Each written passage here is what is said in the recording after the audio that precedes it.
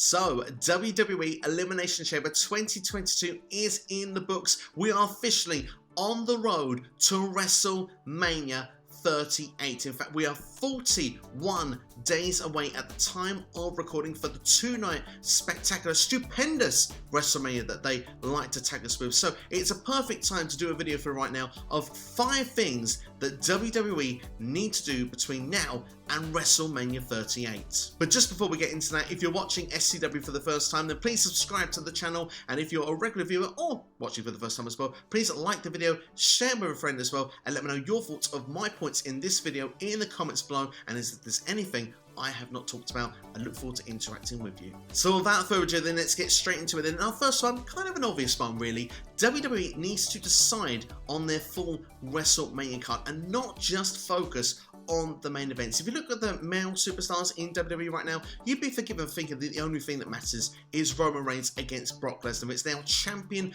versus champion at WrestleMania. So both World Heavyweight titles are wrapped up in one match, which, let's be fair, at the time of recording, it's not meant to be it's kind of a unification match, but it's not going to be where the brands come together. The champion will be on Raw and SmackDown going forward. And of course, they've also used the Royal Rumble winner for Brock Lesnar and also the Elimination Chamber as well to build this feud. No one else anywhere amongst the roster on the male side of things has got any momentum going into WrestleMania. Even looking at the Elimination Chamber, we had 4 superstars in the match. Brock Lesnar comes in and destroys all of them easy. He brushes aside Seth Rollins, he brushes aside Riddle and AJ Styles. You know, we need to get where those name values mean something going to WrestleMania, not just looking forward to having a one-match card. So WWE needs to actually make a card full from top to bottom that we care about as we go into point number 2, which again seems like a bit of an obvious one here, to make fresh and interesting storylines. I think that seems to be a given. If you can create something that's fresh and interesting on our screens each and every week on a Raw and a SmackDown, and give me some cliffhangers. I love a cliffhanger. I love a reason to feel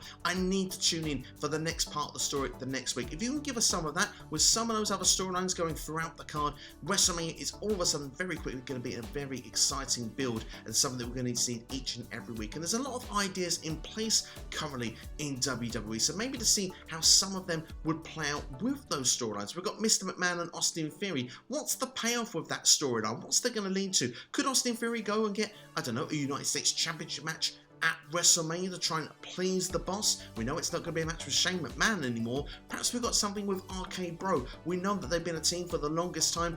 Though the cracks are starting to appear, they've lost their tag team titles. Riddle's attention has been elsewhere, but Randy Orton's been the one that's losing. They've got another chance of winning those championships. In fact, on the road to WrestleMania. It won't be at WrestleMania against the Alpha Academy. It's on the road. So when they, I imagine, perhaps lose, maybe we can start the breakup of RK Bro and building there to a big mega singles match at the biggest show of the year. We've also got the likes of Seth Rollins and KO. Are they going to remain on the same page? Will they go to separate storylines? KO all of a sudden hates Texas. So we'll have to wait and see what it's going to lead to. But certainly, there's a lot of things currently on WTV that they could make into very exciting and fresh storylines. So that's very important to do on the build to WrestleMania 38. And that moves us nicely to point number 3, and it's not just using current storylines, it's also finishing off long-term plans, because, well, we know officially now we've got Bianca Belair going against Becky Lynch for the Raw Women's Championship. This started at SummerSlam last year. Becky Lynch returning to win, at the time, the SmackDown Women's Championship from Bianca Belair in 26 seconds. They went on to have a bit of a storyline as they both got drafted over to Raw,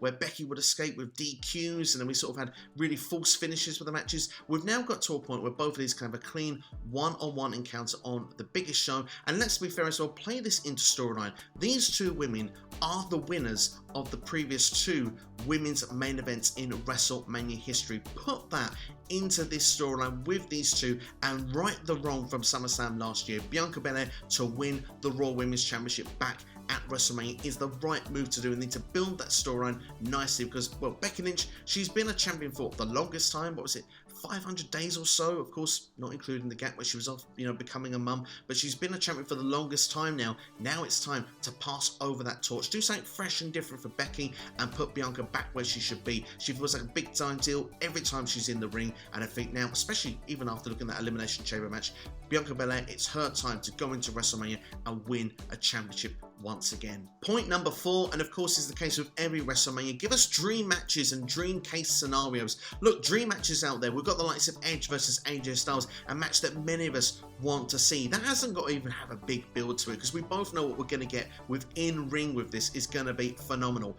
pun intended. You can have Edge return on Raw and say he's looking for that perfect opponent at WrestleMania, have AJ Styles music come out and just literally just look at, have the stare down, point at the sign. It's going to feel special from the off, and then you can start building a storyline between those two. Look, I'd love to see John Cena come back for WrestleMania. Unfortunately, I don't think we're going to quite get that. I would love to see him against Drew McIntyre. We're not going to get that. I think Drew McIntyre versus Happy Corbin is something that goes with the current storylines. They can go and finish that off there. But Stone Cold Steve Austin, rumoured to return. That could be exciting if he's going to be the one defending Texas against Kevin Owens. To hear Austin's music in Texas at a WrestleMania one more time with that size of crowd, you know it's going to be something electric. It's going to be something exciting. Who knows? We're going to build that on the road to WrestleMania. Certainly, we can't leave it to the day. We have to build it. So perhaps some point in March, that would be the perfect placeholder. And even though Goldberg is out of contract now, he's done all his matches with WWE, Big E said that's his dream match. He wants to make that happen. That would be awesome to see if they could do that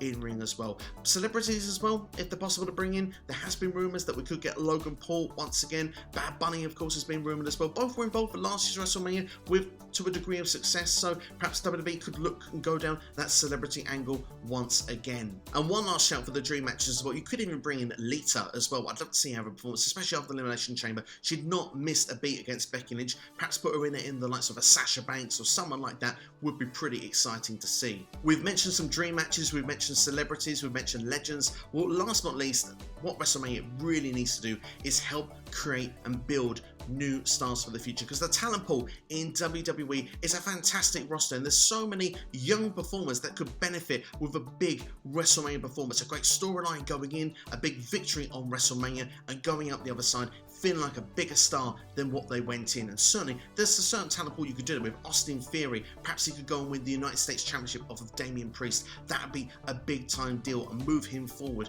in the direction as a champion going in towards the summer. Someone like a Liv Morgan, maybe a match against someone like an Alexa Bliss, I don't know, could be quite fun to see. Maybe you could have as well someone like Dominic Mysterio. Obviously him and Ray seem to have something going with the Miz right now. Rumours are Miz may have Logan Paul as a tag team partner. Well, that's an attraction match if that's the case right there. That's amazing for Dominic Mysterio. Not only is he teaming with his father, who is the cover of WWE 2K22, he's got, you know, a celebrity on the other side, and of course the Miz, who is a mainstay in WWE as well. A victory on that show would put Dom in a great stance going forward, and maybe after that would be the perfect time to go for the tag team titles one more time, and you can start building the Dominic versus Ray storyline. Perhaps maybe as you move in towards SummerSlam, there's certainly different areas of where you can go with, and not only have you got those sort of big stars that can do with that, perhaps, you know, I mentioned Big E already, someone like that, he is a fresh start, fresh to the main event scene. Give him a big win at a WrestleMania. Coming out of it, he can then perhaps be a challenger once again, going for a title when it comes around to WrestleMania Backlash, which is why I said